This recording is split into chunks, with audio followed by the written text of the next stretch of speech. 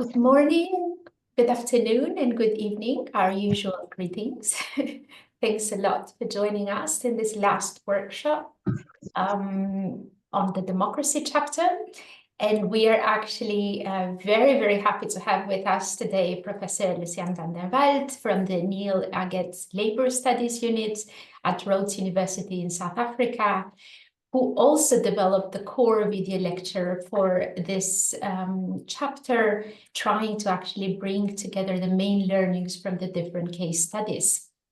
The participants may actually may add the country after their name, so you have a sense of where they're actually sitting. But we would start perhaps with a question. Thanks again for joining us. And then if you can speak of about 10 minutes, and then we open up for questions and comments from the participants. Everyone, please feel free to add your comments if you want to, or then, of course, take the floor once Lucien gives the first response. So, Lucien, all the 5 workshops that we have organized for this chapter have really focused on the role of labor in specific contexts, and that is in Philippines, Zambia, Sweden, Poland, and China.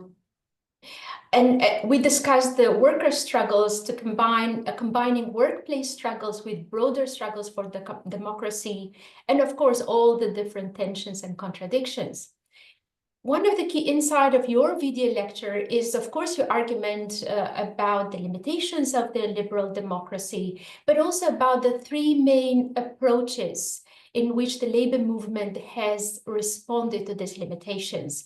And you speak about the first approach, supplementing liberal democracy with extensive socioeconomic reforms and mechanisms, which kind of provided a seat in the table for labor. A second approach is replacing liberal democracy with authoritarian states. And a third approach is replacing liberal democracy with a hopefully better democratic system outside and instead of states and political parties. We can, of course, try to plot these examples under any of the categories that you have provided for us. But since the workshop is taking place on this historical day, where we have the US elections, it may be actually interesting to try and apply your argument about the limitations of liberal democracy and the labor movement's response to this specific case. So what would be your thoughts on this without trying to have the whole workshop on the US elections, but if we can use that as some sort of a case study? Okay. Well, thanks very much for having me here. As Elira mentioned, we had to try to develop a lecture which covered all of the different case studies and also anticipated other case studies which will hopefully be added later. There's, I think, for Argentina, for Spain, there's others incoming. So we tried to develop a broad framework, and we had quite a lot of engagements, what it should be and where the emphasis should be. Well, you know, I'm assuming you've seen my video, right? On that. So look, partly what I was just trying to argue there, and then you'll see where I'm going, is it's a complicated relationship. I think we need to be very careful about assuming labor is always a movement for liberal democracy. I think that's the first thing. So labor struggles for political change are not necessarily the same as labor struggles for liberal democracy. And the reason this was contested was partly that liberal democracy is actually based on universal suffrage, actually quite a recent invention. It wasn't really obvious to people how this would work in practice. Even somewhere like the United States, you know, really it's only in the mid-1960s that you have universal suffrage. So initially, some of these debates might have seemed more, you know, like thinking about the future. But once liberal democracy started to be established, there was some traction for arguments that liberal democracies have fundamental limits. All right. So I mean, we could unpack those a bit, but let me say not what the limits are, but what they were perceived to be. The one was the idea, which I think is still quite a common one, that liberal democracies are sort of captured by elites. And that could mean by incumbent parties, that could mean by the rich or lobbyists. It could also be an argument made in a sort of a nationalist or even a conspiratorial way. that the government has been captured by outside forces. And if you're in the global south, this is often a common argument that the government is nominally liberal, but is essentially captured from outside. So that was the one, that the liberal democracy is not democratic in that it's not an open seat of power. There's some sort of embedded bias towards powerful, wealthy groups, however defined. The other thing was the idea that liberal democracies, and I think this one certainly is borne out by everybody's day-to-day experience, don't always deliver what is promised. So it's always interesting to look at elections like the United States here, because elections at this stage become all about promises. But where we will be in a year in the US, no matter who wins, will be interesting.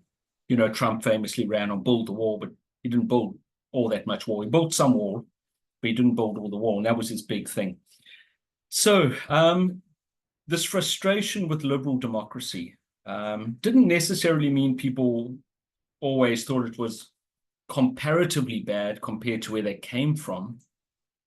But a lot of people felt, and this was in the labor movement, this is not something external to it. There were many people in labor movements who felt, look, yeah, liberal democracy is maybe not quite what we want. And the one argument was this one, that, look, liberal democracy is a good start, but we would need to supplement it with additional mechanisms. So one of the views, one of the criticisms, let me not say one of the criticisms, one of the responses to the criticisms made of liberal democracy was that liberal democracy is a good start, but it's insufficient. It would need to be supplemented with, for example, tripartite structures or some sort of public participation outside of elections, perhaps some sort of reforms that equalize the citizenry a bit as well. If the problem is that big money controls elections, maybe you need to limit the power of big money. So that was one argument. And I think the Swedish social democratic state up to the early 80s exemplifies that. But many Western welfare states had a similar sort of rationale. And I think in the global south, the interesting cases, we don't talk about South Africa, and the theory and the practice are different, but the South African constitution does include measures for participatory budgeting in municipal government. It's completely ignored by most municipalities, but it is there. And it's there because our labor movement, at least the dominant faction, thought we needed other mechanisms. The other one, and this one, I think the other response to the problems of liberal democracy is, I think it's one that people often are quite uncomfortable with. And I honestly feel there's a bit of an attempt sometimes for us to sort of erase this part of labor history. But this is the argument, and you can see it. It still has a lot of currency, that the solution to liberal democracy is an authoritarian state. Now, an example is the current government in Zimbabwe. It's leaned heavily into an argument floating around that you need developmental dictatorship, that we can have democracy later. So the success, for example, of China these days as an authoritarian state, which specifically says the most important human right is to be happy, which requires you to be, warm and fed and to have a job. That's the most important right. A lot of authoritarian governments, I see someone, Wisdom Ngawira, has been kicked out. A lot of authoritarian governments have bought into this argument, and it does have popular purchase that, look, democracy, you can't eat the vote. We need to get things done. We need a strong hand. We need to break the power of elites or of underdevelopment or something like that. So, and I think, we also need to be careful not to reduce this argument to an argument around the right. Because I think very often on the left, we argue as if the left has always been democratic in a fundamental sense, or even that the left has been even more narrowly liberal democratic. Marxism-Leninism, as an important political tradition, we can assess it in different ways, we can give it different names, but it was a mass current in working class movements. Yes, it often coexisted with liberal democracies as a movement, but it valued and championed states that were highly authoritarian. So as an example, and I don't want to make this all about South Africa, but in South Africa, the Communist Party never criticized the Soviet Union. Even Hungary 56, Prague Spring, suppression of Solidarność, nothing. Because this was seen as progressive and better and as a more real representation of the working class than a liberal democracy. So that was the second one. Of course, you also got the right. And I think here we need to be very careful, because people often argue as if the far right and the radical right is external to the working class. I mean, Trotsky famously made this argument by saying, no, the real base of Nazism was the ruined middle class. Well, that may or may not be the case, but clearly fascist movements, as one example, do have mass working class support historically. And if we look at something today, which is not fascist, but is on the right, national populism, and we're talking at Lira about the American election, obviously has a working class appeal. Obviously, it has support. The fact that its leaders may not be working class doesn't change that at all. It has an appeal. A lot of people feel, look, we just need decisive action, we need to sort it. I was in a workers' school last week, and when we went through these issues, a couple of people there, a couple of comrades said, look, what we need is a dictatorship. And they weren't filly-falling about this. They need a dictatorship to sort stuff out. All right. On the other extreme is the third alternative has been, I see there's a comment, but I assume, Idlira, you'll pick that up. The third alternative was to say, well, look, the issue isn't democracy. The issue is that liberal democracy is not really democracy. So the first position was saying, fix it up, supplement it. The second one was saying, get rid of democracy as such in favor of some other system. And the third one was to say, well, look, it's democracy versus parliament, that a liberal democracy is not a democracy. It may have some nice features, but fundamentally you need to build a democracy which is the opposite of the liberal democracy. So one, instead of every 5 years representatives are elected, you would have some sort of ongoing participatory and direct control and a more effective representative system. And whereas liberal democracy might seem to be captured by special interest groups, you would base the democracy among the people directly. So there would literally be a fusion of the people and the democracy. And in which case the argument is you would have things like workers' councils, collectives, and no state as a separate organization at all. So those are the three responses. Idlira, is that okay? Or do you want me to talk about the US thing a bit? Let's perhaps open up for questions at this point. I'm sure the US elections are going to come up. So who would like to take the floor first? I see, Brian, you also made a question. So perhaps right after Ian, you can just read your question. I don't need to do it. And you are in the US, so I suppose... Yeah, you can give us some insights of what's happening. So Ian, go ahead, please. Yeah. I guess most people would probably see populism as being one of the biggest threats to liberal democracy currently. How can a liberal democratic system deal with the issue of populism, not just from the right, as in general, because people seem to assume populism tends to just focus on a certain section. The fundamental question I'm trying to get at is, how do you juxtapose the rights of individuals versus the rights of the majority in a liberal democratic system? Lucien, we take them one by one, so perhaps you respond. All right. Well, look, this is one of the, I think in some ways, the naturalization of liberal democracy as the ultimate form of a democracy sometimes obscures the fact that liberal democracy has a very particular, in most cases, take on exactly this issue, the right of the individual and its relationship towards larger collectivities. For example, in liberal democracy, the assumption is that you're an atomized individual who acts rationally to pursue your individual gain, and that freedom is the freedom from, actually, as much as possible, the coercion of other people. And that really does struggle to deal with issues of collectivity. I'll just give two examples. I mean, the one is if you have a very fractured society where people tend to vote along the lines of a different identity. Okay.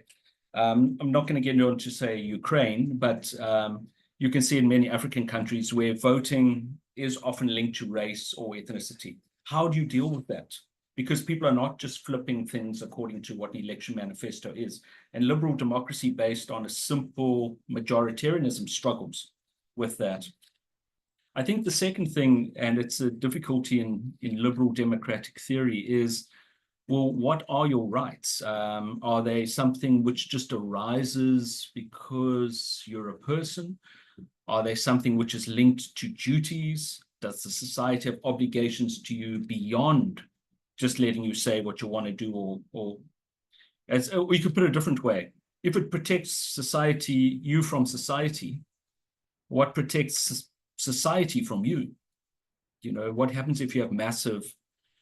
So the one way this was resolved historically was to have the idea of some sort of civic virtue that although we are all liberals in the sense that we accept a liberal democratic system and we all make choices, there was the assumption we still shared a common base of values, that there was a civic identity and knowledge that supplemented and undergirded the liberalism. And the part of the problem you have now, and this is where I'll start tying it back to the issue of the working class, is when you have societies which are incredibly fractured, in which collectivities like large working class communities are disintegrating, in which any sense of a shared set of norms is often breaking down, it becomes a much more unstable system. So if you look at the American election, I mean, it's not simply about different programs. It's about fundamentally, I think, different visions of America itself and what freedom means and what rights are. So both sides would say we're under threat. Democracy is under threat. So I think that's a problem in liberal democracy, which I didn't mention, but thank you for raising it. Thanks, I Lucien. don't know if it addressed your issue, Ian. I could have gone a bit sidetracked. Brian, please go ahead. Okay. Yeah, so thank you, Lucien. My chat is just a comment of what you said, like authoritarianism as a solution to liberal democracy. So historically, I think it was also used in Korea, like the Park Chung-hee dictatorship, like 30 years. And so I said that it coincided. I cannot say that it caused the rapid industrialization of the country. So yeah, I think in the future, like other countries might use that. Like, yeah, we need this dictatorship to ensure the national control of industries for industrialization. Yeah, so that's just my comment.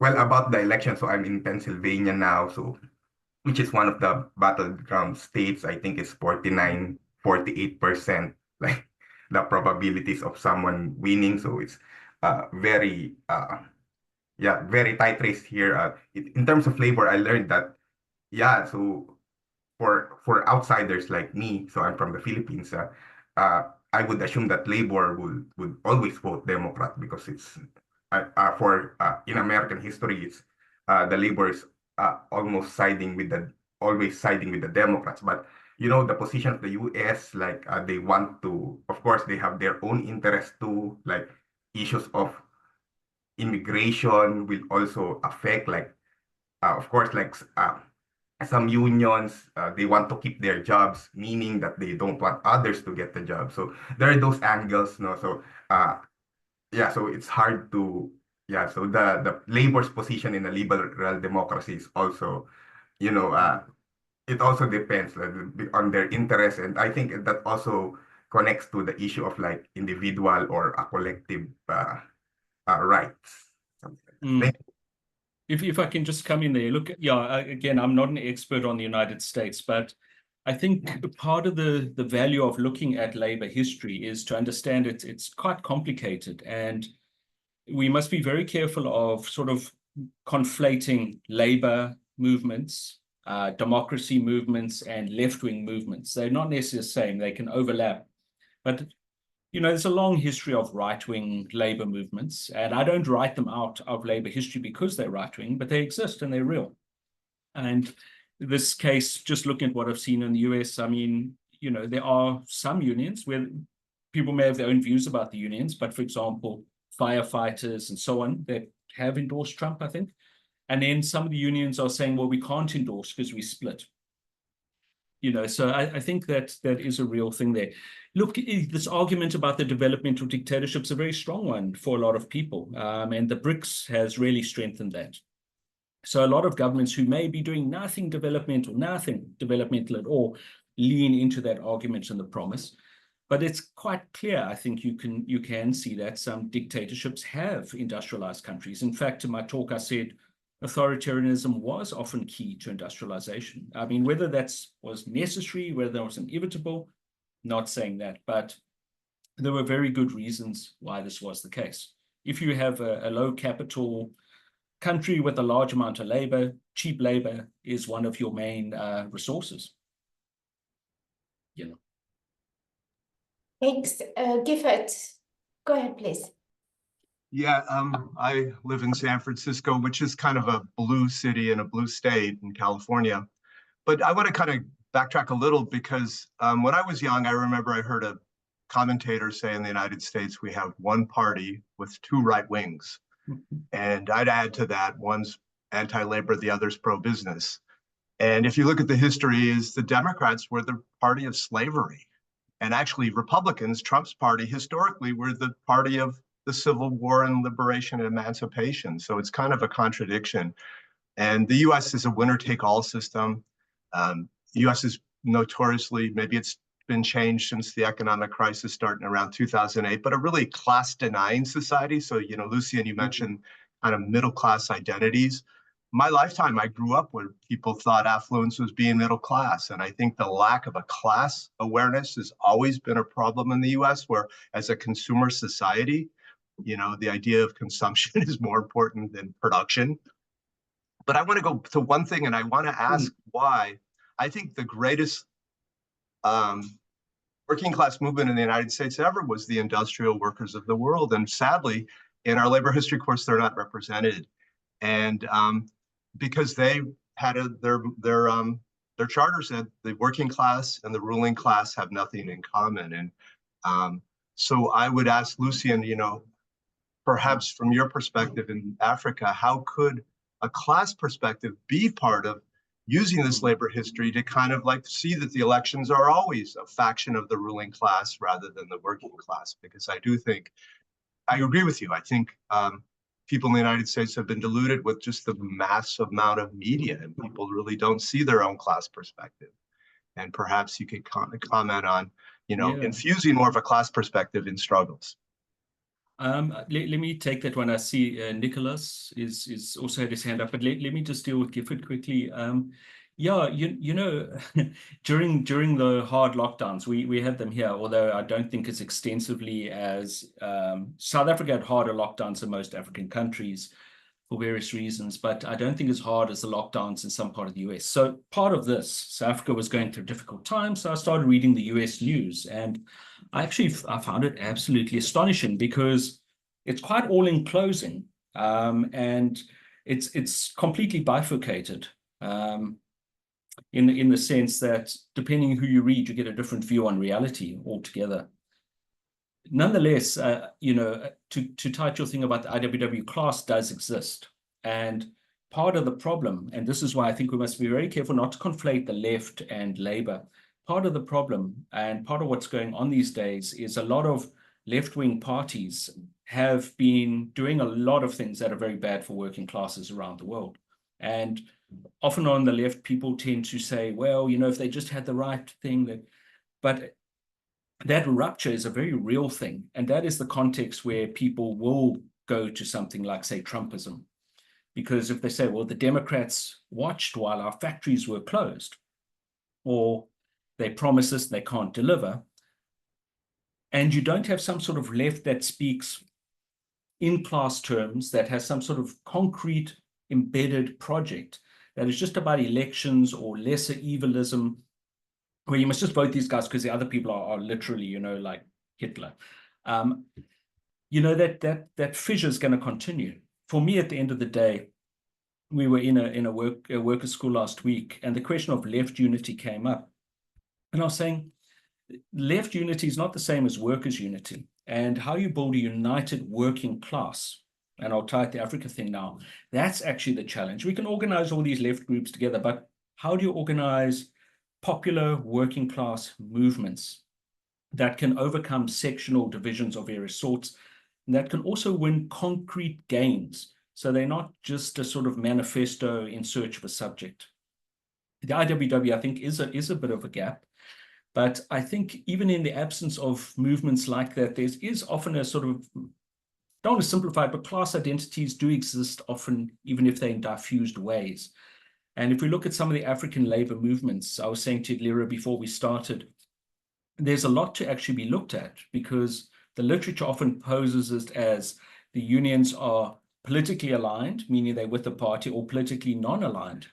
But there are multiple forms of non-alignment and political engagement where unions actually substitute for party forms that are worth looking at. I hope I kind of addressed mostly what you're saying. But for me, ultimately, there are different views, but my view is fundamentally you need strong working class movements. What they do is a secondary issue, actually. Thank you. And we can come back if there is any other question to follow up with that. Nico, go ahead, please. Can you hear me well? Okay. Well, thank you very much, Lucien. We've been following your arguments. I think one of the beauties of a group like this is that we come from very radical different backgrounds. And I think we need to pay attention to the history of words. I mean, different concepts have different meanings in different the other way. Different words have different meanings in different contexts. So in my understanding, the opposite to liberal democracy is not strictly authoritarianism, but radical democracy or popular democracy. And the reason why I say this is that for instance, the case of Argentina, there's been a lot of criticism against populism, which is very much the way people's democratic movements have been shaped along history. And obviously, you mentioned in part of your lectures the history of Peronism. Peronism is mostly labeled as a popular movement or populist. But in the context of Argentina, there are positive things in populism. In fact, we have a very complex debate because, in our understanding, liberals criticize populism with the tools of the liberalism, but they don't understand what people in the ground say. But the problem at the moment, as we speak, is that populism, as we know from Donald Trump's possible outcome in a few hours, populism has been captured by the left, by the right. While in countries like Argentina, populism has been historically more associated with progressive change. So the point is, are we having a good, I mean, what would be an effective case of populist radical democracy that that incorporates a worker's perspective? And actually how? Because the problem here comes with the guidance or the figure of the charismatic leader. And but at some point you need that, or you need to, I mean, it's in one part is a comment, but my question is, do we have experiences of populism from below that were effective? Because effective in achieving worker rights or workers' rights transformation in a progressive sense, and all of these words are problematic. And even going beyond Argentina, and it's a case where I've been working in very much in this issue, is Bolivia. But Bolivia transformed very much part of its democratic structure through a charismatic leader, Evo Morales. I remember we had very interesting conversations on this in previous sessions with the group. So, I mean, to say that populism in some Latin American contexts have a positive reading, but also it has limitations. And these limitations probably explain the rise of the case of Milei in Argentina and the problems we are going through in the region with Bolivia. Just to add this complexity, I mean, populism, what do we mean with populism? That's something I want to raise up. Because as a historical category, populism has different understandings. One of these understandings is rooted in the struggles of the working class in the region, which has achieved some positive transformation. Yeah. But again, it reached limitations. So thank you. No. So look, I agree there. And I think I've tried to use the phrase national populism to refer to this rightist populism. But again, I think the phenomenon of populism, it needs to be thought through quite carefully. I mean, point one is, as you've indicated, and it was raised earlier, this idea of populism as an inherent threat to democracy. And the danger becomes with this, and it is a feature in the American election, from I see from the media, that, democracy can only exist if people, the assumption by certainly some thinkers, democracy can only exist if people vote one way. That's literally a threat for democracy if people vote, say, a Peronist in, or Morales, or for that matter, Trump. If you want to be serious about liberal democracy, it has to be an open thing, and that includes voting people that are not sanctioned.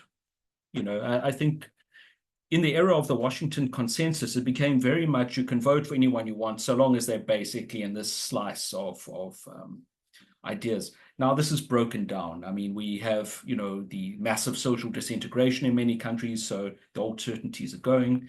You have the rise of the BRICS, which is clearly seen by many people as showing you can have the economic development without the liberal democracy.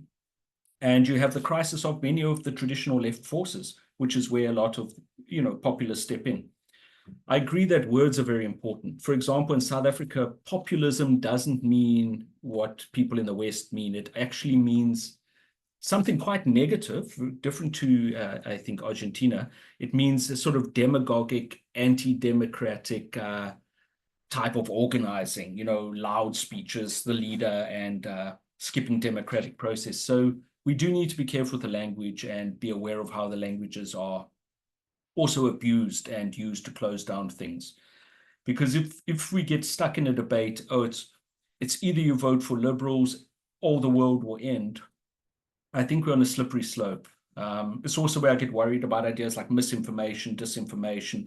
And when people are very worried about things, they will sign on to things that could actually backfire on working class movements.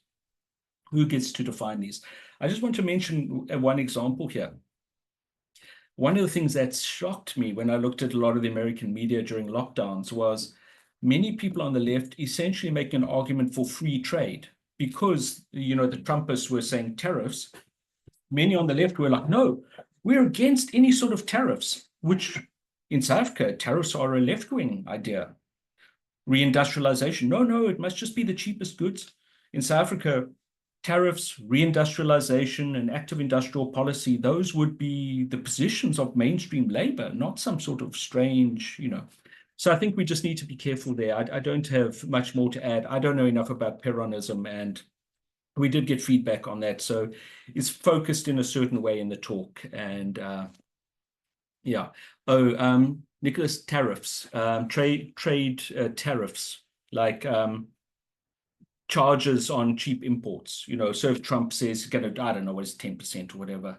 So that, yeah. To me, that would be a left-wing issue, but now it's on the right. And then for many on the left, because we have to do the exact opposite, no, now we're against tariffs. I think we just need to be careful. Thanks for that. There is a question from Ronald in the chat. Ronald, would you like to read that one? Ronald from Migrant Workers Network in Botswana. Comrade, do you want to read it? I can't see you in the screen. Is it I don't know Ronald? whether he's still here. I think he's there. So are you reading the comments, Lucien? Yeah, let me just read it out. Maybe Ronald's having a tech issue. Essentially saying, there's a sort of a plastic solidarity from developed democracies, because often, they are very big on democracy, but they will still wine and dine various murderous governments. The UN will say, oh, we're for democracy, but then it will have various sorts of repressive governments in key decision-making. Unions, yellow unions, I presume, linked to these dictatorships are still entertained in the ILO, ITUC, Industrial All, and so on. Workers are hounded and murdered. Other democracies wine and dine with the murderers. Yeah, well, it is true. I think that's obviously true. I mean, in Southern Africa, the SADC region, Southern African Development Community region, has got all these rules about democracy and our virtue, but they never let a disputed election go by without endorsing the incumbent. You know, and infamously, I mean, it's the case of Zimbabwe, where outright, open, overt election violations, massacres of workers were just swept under the carpet. The SADC mission that was sent to observe elections in Zimbabwe, they said this is violated, and the SADC regional structure of states, a multilateral structure, said everything's cool. Those guys are cool. So I agree. I mean, it's partly realpolitik, right? It's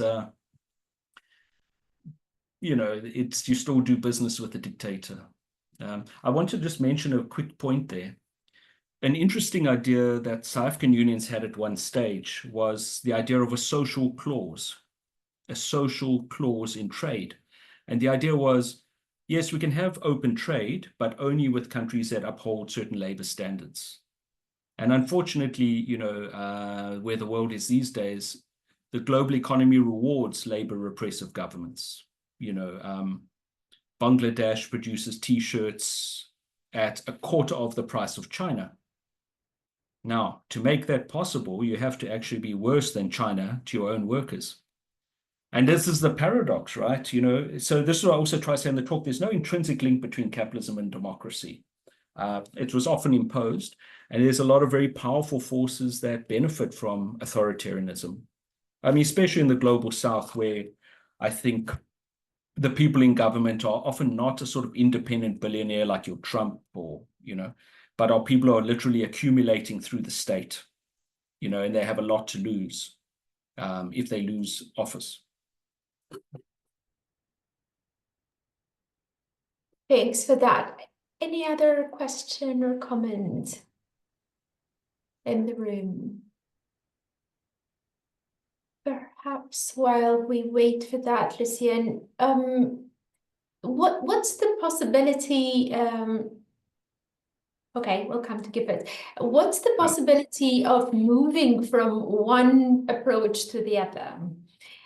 In particular, from the approach of supplementing liberal democracy, you know, with all these different mechanisms that eventually could allow labor to perhaps transform somehow the production. I mean, that was the efforts of right in the 70s and so on. So there were plans for that. Is it possible? And I think you also make one point in your video lecture that even people that belonged more to this third position, the position of building democracy outside the state, did engage with the state and fought for certain struggles that would be the typical struggles of the second of this supplementing liberal democracy model. So if you can just, how do you see that interaction in between a possible transition from one to the other? And I'm going to take the questions.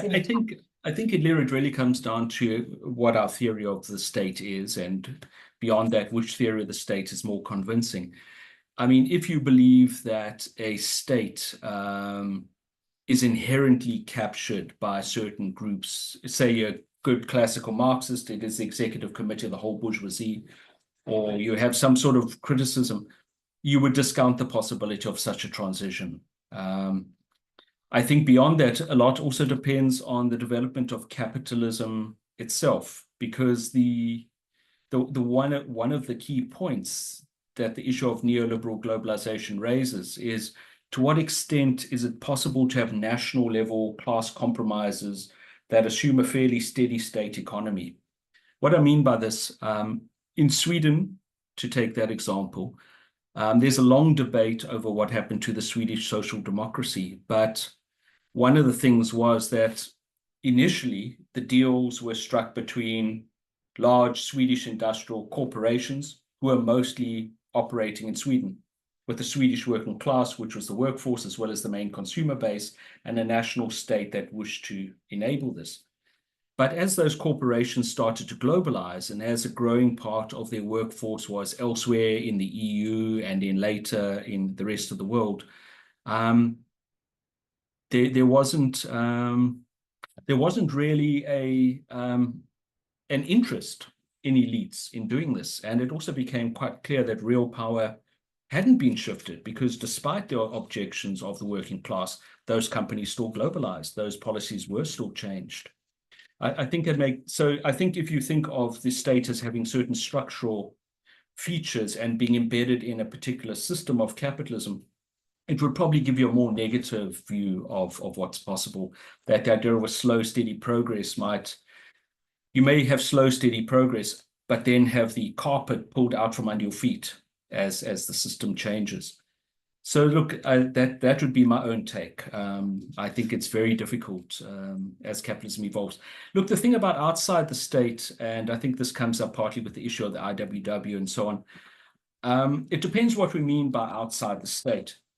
Because it's, of course, I don't think you can have like a little exit where people sort of disappear and, just live their own life in sort of hippie communes and so on. And this will destroy capitalism. I mean, if you want to exit, that's fine. There's got no problem. The basic thing is that states and capital control the major resources in society. They control the main means of production. They control major means of coercion and administration. And I don't think the working class can sort of ignore that fact. You would, if you're building outside the state, still have to in some way engage with the state or capital, even if as a pressure group, because you exist in that world. I hope that makes sense. I mean, you could think about being outside the state as sort of an exit going off to your own land of Canaan, but in most cases, you're not out of the land of Pharaoh, if I can put it that way. You still got to have a strike at the pyramids. I hope that makes sense. Yeah, thank you. There is a question from Ian. I'm just going to read it. Would you tag Brexit campaign by agriculture and industry workers in UK as a populist movement? I would, actually. I think it had a populist revolt. I don't think it became a organized movement in the way, say, Trumpism is, because I think it was an issue that was sort of ridden on by a sort of more traditional conservative party, and which they didn't, a party which is incredibly, chaotic from what I can see. I don't think it translated. I mean, I think what Trumpism did is you kind of got a third party candidate taking over one of the two big parties and shaking things up. Whereas in the UK, I think the change was there was a populist revolt, but didn't become a sort of organized populist party or movement at that stage. But look, there again, the question for me is, we can look at those forms that people are expressing themselves, and of course there are many problems, but why do people do this? Why do people do this? And one of the answers came earlier. I think it was it Ian? But, people, it may be more easier to imagine that what we can do is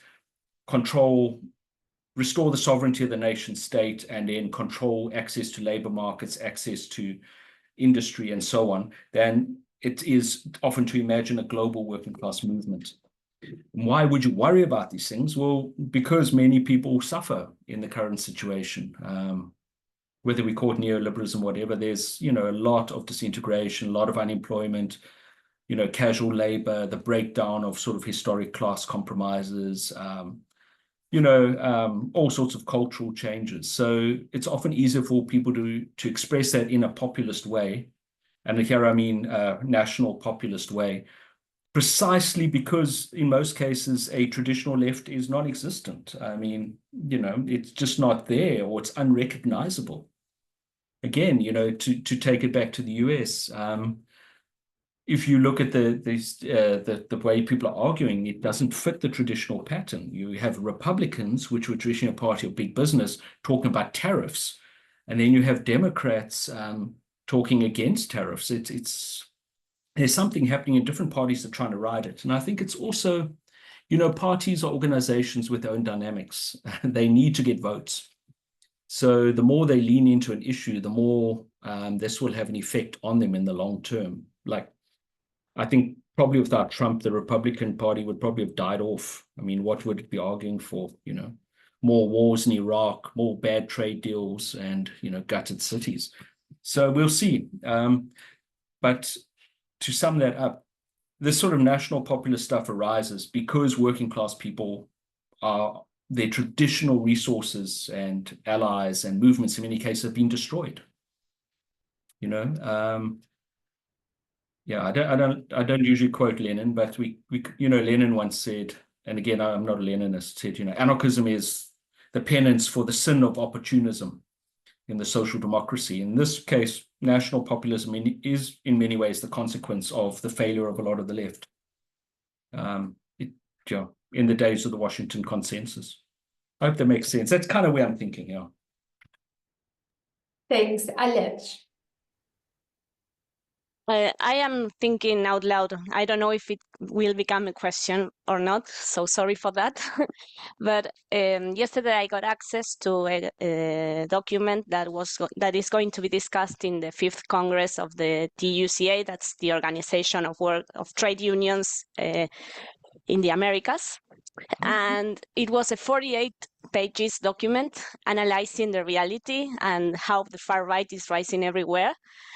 And it criticized all the measures that the unions are following, but there was just in relation to what you're saying, right? Like there was not some sort of a program or an idea, just this good intention declaration that we want to pursue democracy, we want to raise awareness of the working class that this is a problem, but there was not something like, okay, trade unions should do this, or it's more like, okay, so I don't know if it happened in history.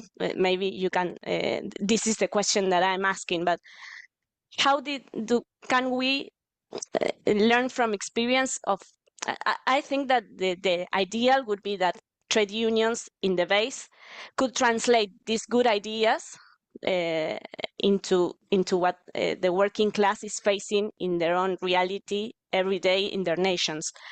But at the same time, I feel like a part of democracy is being discussed in these spaces because otherwise people like Milei or the far-right movements that are everywhere wouldn't go against the 2030 agenda or all of that. So I think that it doesn't work, but at the same time, I feel like something is annoying the far right of this kind of spaces, that it's somehow part of the democracy we need to fight for, but also we need to fight for democracy in the workplace, in the nations, within our own reality. But I don't know if there's experience. I don't know if it's this globalization is really close to us, but I don't know, some experience in which we can inspire to mix these two worlds that are apart, instead of only saying unions are only worried about that and our reality is different. No, we need to like make those two realities speak to each other, but how do we do it? That's the question. I know it's very hard to reply to that, but just thinking out loud, sorry.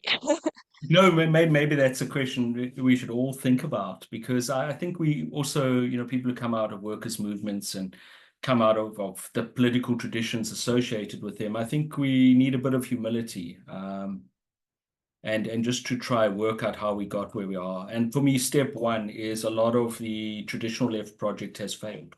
It just has.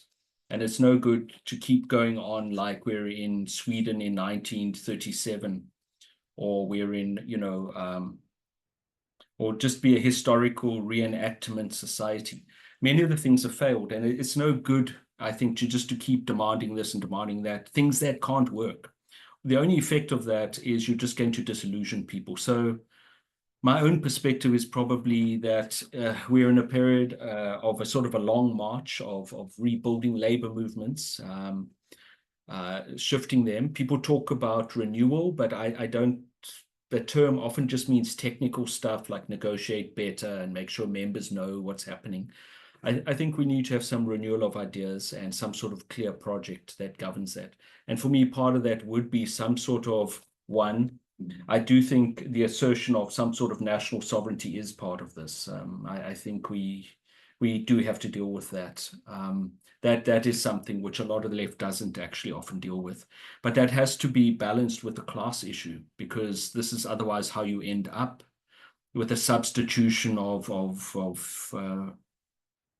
yeah, for the class of other things.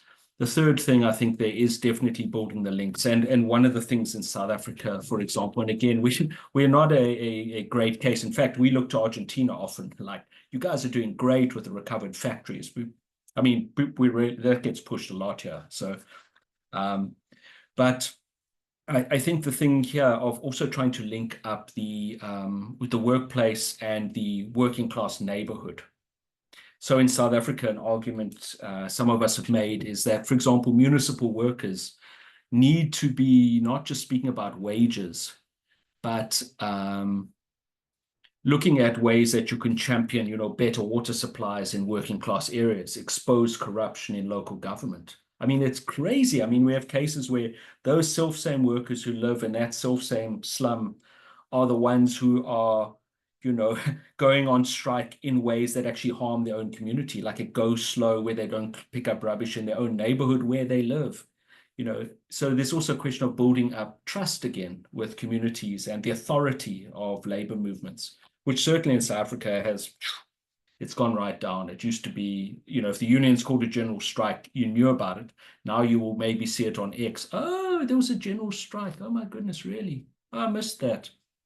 Really? Did any? No. So I think small concrete things, that's what I'm getting at. Having proper discussions and debates. That's what I want to give a big answer. Getting people involved in unions, getting unions involved with other parts of the working class. And let's just get those things right. And then we can worry about what the perfect future will be. But we got to do some back to basics. Yeah. I see there's a question here from Narcisse. Did I say it correctly? That's correct. And give her them coming back to you after this one. Do you want to read that, Narcisse, or shall I just read it out quick? Yeah, why don't you read it, Lucien? All right.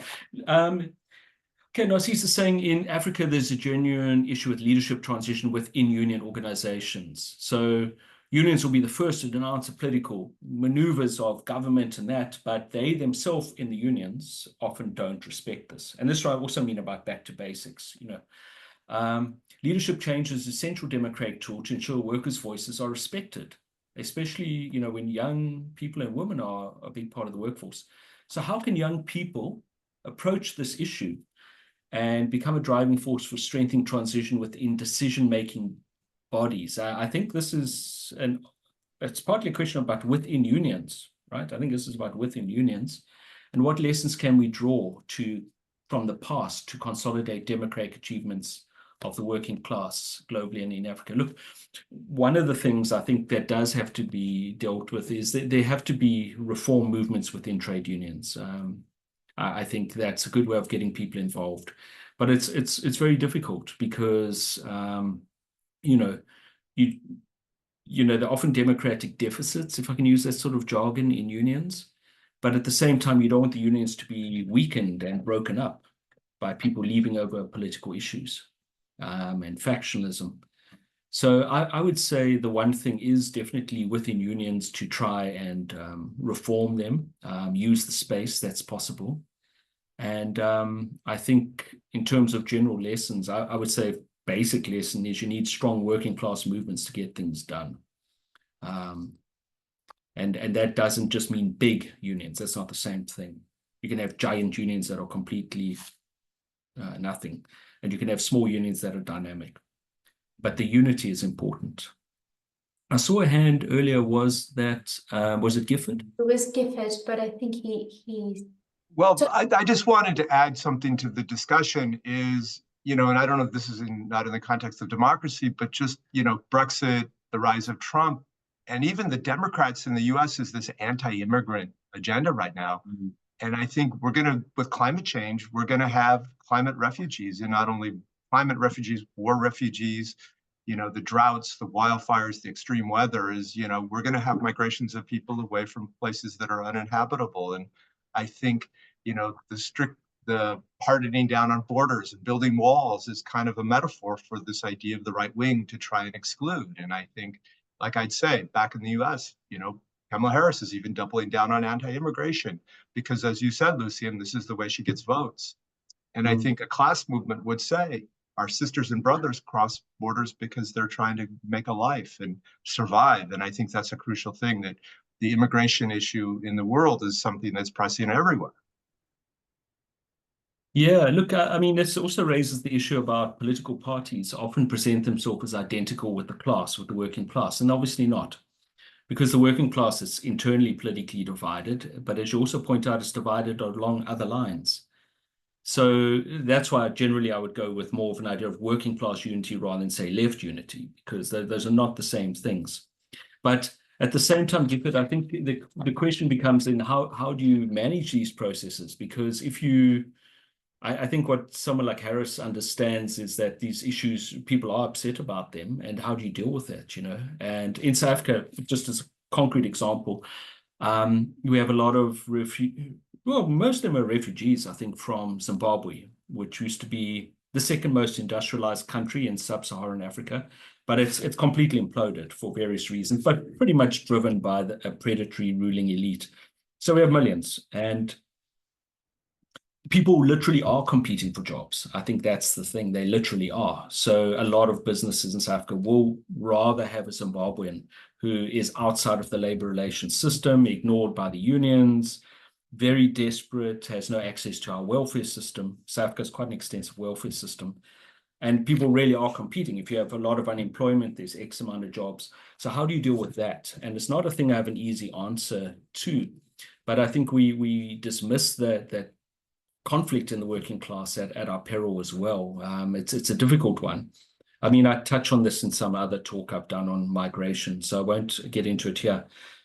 But obviously, this is got big resonance. Like I can assure you, in South Africa, a huge part of the Black working class would be for a wall. It would definitely be for a wall. And it's often analyzed as sort of xenophobia, that term, which suggests it's like a sort of a mental illness, or Afrophobia. It's a sort of a mental legacy of colonialism. But in some cases, it's literally as simple as people trying to get a job at a building site and competing. And an employer will say, South Africans are just lazy, and these guys work harder and they're cheaper.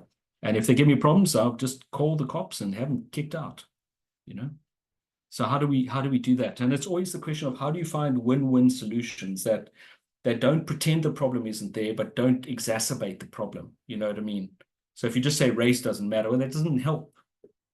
But if you just say this group of workers is the enemy of that group of workers, that also doesn't help.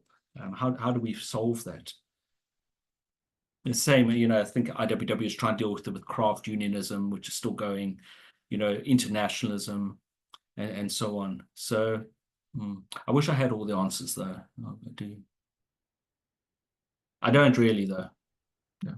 Despite the We are in the last few minutes. I don't know whether anybody has got a burning question that you want to raise. But otherwise, perhaps, Lucien, also as a way of wrapping up, just going a bit back to the discussion that was earlier, trade unions becoming, and let's not generalize, but many cases becoming just as authoritarian as the states in which they actually operate. So in a way, you may be, you know, articulating demands for democracy, but then internally there are many, many problems, or let's say at least hierarchical structures with very scripted events, who is allowed to speak, what is the person allowed to raise, and so on. And in that aspect, if the unions do not provide this space for experiencing democracy for workers who, as soon as they enter the jobs, they are in an authoritarian workplace. So everywhere we have these authoritarian structures and pressures, and even the union doesn't provide that space, then we are in a big trouble. But within the union, we are facing also problems of suppressed debate, especially in the name of being politically correct.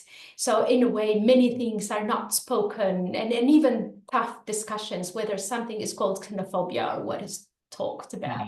Yeah. So how do you actually, what do you think? I mean, I know you come from a tradition of the anarchist syndicalist movement. So what do you think are inspiring experiences coming from there when it comes to necessary steps that unions can take to become the spaces for experiencing democracy? Yeah, let me say I come off, syndicalist sort of thing. I think there's a lot to learn, although I try not to peg myself in any particular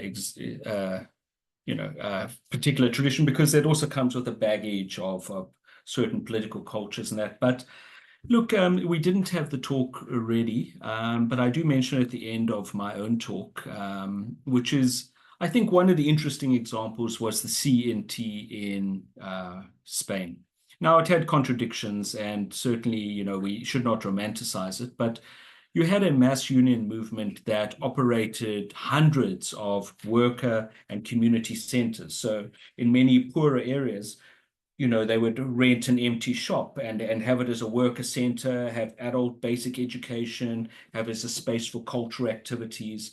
They almost had their own calendar of saints and martyrs. They were organized, involved in rent strikes in Barcelona in the early 1930s. They were also, it's maybe not always the thing where we want to go, but they also developed a military capacity. And I'm not advocating that, just be quite clear here. But they developed this, and they were also allied to youth and women's groups that took them beyond the workplace. So I think that's quite interesting. And they had quite a strong emphasis. Again, there were contradictions, and including in some cases, expulsions and that. So, we deal with the world as it is, not as we want it to be necessarily. But they were able to develop quite a significant capacity in self-management. And in later 1936, they were able to collectivize, thousands of factories and workplaces, mines. And I'm not talking little, just barbershops. I'm talking like big auto industries, high-tech ones, waterworks, and so on, and do a pretty good job of running them with all the limits. What can we learn from that? I think it's partly this issue of prefiguration, that if, as Ali says in the comments, there's no democracy in the unions, the scope for workers to have some sort of democratic control over larger things in their lives, where they are completely excluded from decisions all the time, is very limited. I mean, union is an important place that will shape what you do. If your union is run top down, like a corporation, maybe it delivers great deals, but there's some things it can't do. So I think that's an interesting example. Again, I don't want to glorify anything or dress things up, but I think that was a case, to go back to Alejandra, I don't know how to pronounce, but where unions themselves made the idea of workplace takeovers quite an important part of their politics. And they didn't sort of outsource politics to parties or questions of social ownership to governments. So I think that's an interesting one. There are many others. But again, I think absolutely everything has to be looked at in a critical way. I think there should be no sacred cows.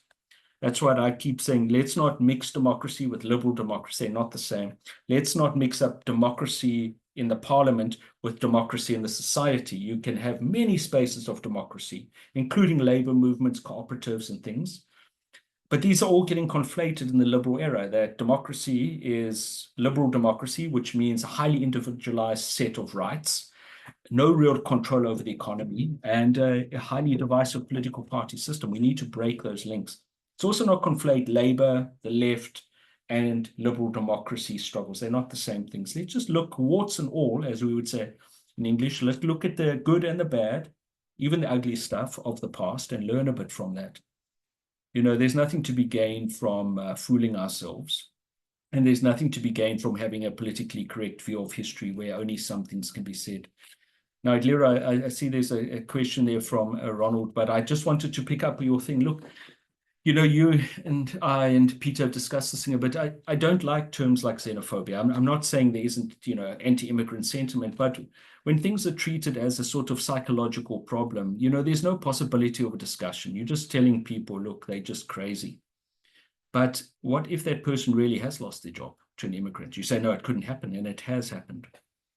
That's, I think, I think we have to learn from the class and where it's at. I think, to put it a different way, I think very often it's become a question. Someone has a project And therefore, how does the working class carry out the project? Like, I have my manifesto, how's the working class help? And this has been a thing on the left, you know, the working class as the vehicle for the left project. But I think that's completely back to front. The question for me is, can a left project be useful for the working class? That's where you start. You start with the class, what its struggles are, and whether this thing or that thing can help. You don't say, well, the working class failed my project, and therefore I'm going to go look at the unemployed or the students, or, you know, this new left thing in the 60s, you know, with many of those guys who were like, well, the working class is sold out, so I'm going to take the left to the students. It's fine, you can do what you want, but I think the starting point is wrong. Georges Sewell was another one, and this is where I'll close. Very often seen as a theorist of syndicalism, we can debate, but, you know, Georges Sewell, his argument was, look, the working class is now the exemplar of change, and he saw it in the syndicalist unions. And when the syndicalist unions didn't deliver, then he thought, okay, well, the agent of change is fascism. Now, I'm not judging his shift, okay, but I'm just saying it's because he saw the working class as a means to an end. And when it failed, then he got another new true proletariat. I think we have to rather say, what can a left project or a populist project or whatever do for the working class, and see if that works. But our starting point has to be what benefits the class, and that, not what the class benefits us. Yes, then I don't know whether you have time, Lucien. Thanks a lot do. to get I've been going also for years. Ronald's final question, and then we wrap up with that. Ronald, go ahead, comrade.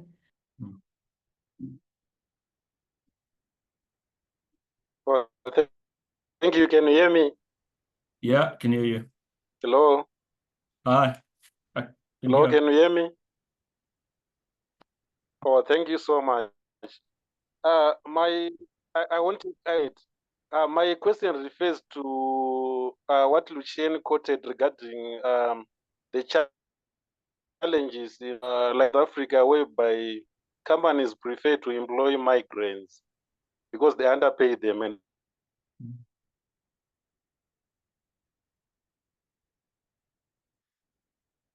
also because they are not unionized. I want to give a case in Botswana, but we aren't registered, and we need to register. A union is strictly focusing on issues to do with migration, application for permits, and so forth. But the government feigned ignorance and said we don't have migrant workers, particularly those who are undocumented. Our membership comprises documented or undocumented migrant workers. So we have even appealed to human rights lawyers to assist, but they are scared to take up the case. So as it stands, we are not registered, and it becomes a challenge for us to retain membership, because a lot of particularly undocumented migrant workers are scared of participating in labor rights issues. So we have appealed to the ILO, we have appealed, wrote a letter to the United Nations, and the motherboard, unfortunately, the Botswana Federation of Trade Unions, set up a migrant workers desk, which can only cater for 1,000 or so. So our main concern is, where do we go now from here when we have challenges in unionizing migrant workers? Do you think there could be a solution somewhere? Thank you so much. Sure. Okay, that's a huge one, but it's actually amazing that you guys have set up a desk as well. I mean, in South Africa, we're a million miles from that. So I think, again, this is why it's important. We don't have to operate like this is year zero. We have to invent everything from scratch. I think labor history is a good example of, it's a repository of a lot of very interesting approaches from the past. I mean, I think somebody mentioned, Gifford mentioned the IWW. They had an approach to migration. Other unions have had other approaches. And even looking around the world, there are different approaches that have been used in Europe and I think Japan and so on. So I think I'm not going to give the answer. I think this is exactly why it's important to look at different experiences in different contexts. Just as a question of curiosity, in Botswana, where would many of the migrants be from? Sorry, it's just totally. Ronald, where would they be from? The majority of them are from Zimbabwe. Then we followed Mozambique. Okay. Yeah, all right. So I think as well, looking at the past and seeing what's been done, we have to also just be careful, as I said earlier, don't to be a historical reenactment society. You know, people who will go and like wear uniforms and fight an old battle again. We also have to look concretely and test things. Yeah. So, yeah, I see Sergei has also said, organizations, we say so, migrants and home workers should get equal pay. Yeah. When the problem didn't connect, then they take our work. Yeah. Can you explain, Sergei, if I get you correctly? I'm also learning English because I'm sorry, and No, it's fine. I mean the migrant and workers inside country. They should pay equal for their job, and because we can say for our people what there's no problem for them because if they pay equal, the capitalist shouldn't be prefer one worker to another because they all get equal pay. I hope you understand. Yeah, that's clear. Look, let me just pull that together and then I'll stop. So this is one of the debates that will come up many times. Do you, and it doesn't just apply to migration, it's a question sort of also partly of short-term and long-term issues and of immediate interest and general interest. Should you try to protect one group of workers, which you could maybe concretely do for a while, even if it's at the expense of other workers, or do you try to find a way of leveling everybody up? You know, for example, if workers in China got the same wages as workers in equivalent jobs everywhere in the world, it was a global minimum wage, you know, you wouldn't be dealing with cheap goods from China, I mean, concretely.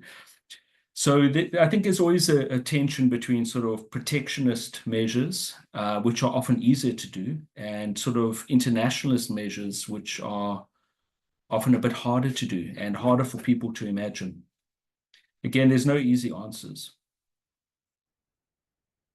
Well, thanks very much for that, Lucien. And we're going to continue this conversation on the migration chapter. I'm sure that we're going to have extensive discussions on the topic. This has been really fantastic. Thanks so much for finding time to engage with us and to deepen our understanding of the different issues that questions that we actually came across with this chapter on democracy. And this is by no means the end of the conversation. No, thank you very much for having me here, for taking your time as well to be here. I appreciate it. And I think, you know, if anyone wants to get hold of me or whatever, I'm sure Edlira can provide my contacts. Absolutely. I think I'm on the iVersity thing. So yes, you have a profile there. I love this stuff. So yeah, it's always an absolute pleasure.